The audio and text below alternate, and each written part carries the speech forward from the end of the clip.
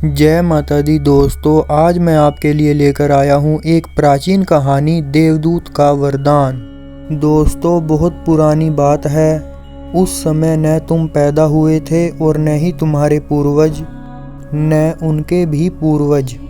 उस समय मानव बहुत कमजोर था, उसका पूरा शरीर भी बना हुआ नहीं था।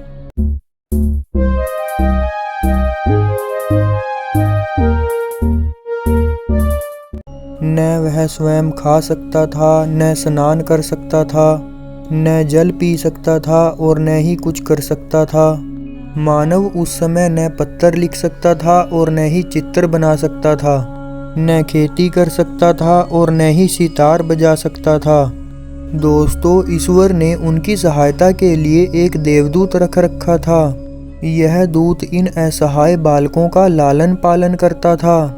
वह प्रतिदिन उनके मुख में भोजन डालता था, स्नान कराता था, दूध पिलाता था। उस समय नदियों में दूध बहता था। इस प्रकार हजारों वर्ष बीत गए। एक बार उस देवदूत को बुलाने ईश्वर के नौकर आ गए। यह देखकर बालक विलाप करने लगे, तुम्हारे चले जाने पर हमारा पालन पोषण कौन करेगा। बालिकाएं भी रोने लग गई।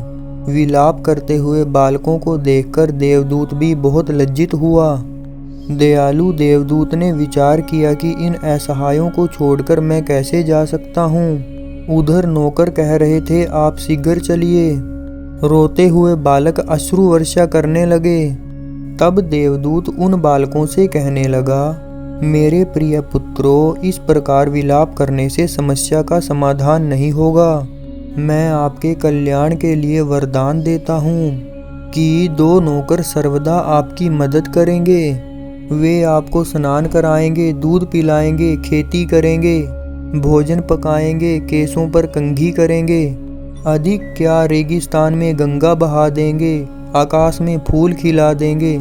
यह सुनकर बालक आश्चर्य में पड़ गए और देवदूत के चारों ओर खड़े हो गए। देवदूत के वरदान से बालकों के 2 हाथ उग आए जो सर्वदा उनकी सहायता करने वाले थे। देवदूत ने उन्हें कहा, ये हाथ आपके सहायक हैं, आप परस्पर सहयोग करो। आप लोग मिलकर इन हाथों से कठिन काम भी कर सकते हो। यदि आप इन हाथों को विनाशकारी कार्यों में लगाओगे तो आप स्वयं भी नष्ट हो जाओगे। सभी बालक खुश हो गए और उन्होंने अपने अपने हाथ चूमे। आकाश में उड़ते हुए देवदूत ने कहा कि मैं प्रतिदिन आपको सूर्य की खिड़की से देखूंगा कि आप लोग हाथों से क्या काम कर रहे हैं, परस्पर एक दूसरे की सहायता कर रहे हैं अथवा विघ्न उत्पन्न कर रहे हैं। बालकों ने अपने अपने हाथों से देवदूत को प्रणाम किया। इसलिए प्रतिदिन प्रातःकाल लोग सूर्य को प्रणाम करते हैं। देवदूत भी सूर्य की खिड़की से प्रतिदिन हमारे कार्यों को देखता रहता है, ऐसा लोगों का विश्वास है। तो दोस्तों, हमें इस कहानी से यह शिक्षा मिलती है कि हमारे 2 हाथ ही हमारे साथी हैं जो हमारा हर कार्य करते हैं। तो दोस्तों, ये थी मेरी आज की कहानी। आपको कैसी लगी प्लीज़ लाइक, शेयर और कमेंट करके ज़रूर बताना। और हाँ दोस्तों, मेरी आने वाली कहानियों को सुनने के लिए चैनल को सब्सक्राइब करना और बेल आइकन को प्रेस करना ना भूलना। जय माता दी। ओम सूर्य देवाय नमो।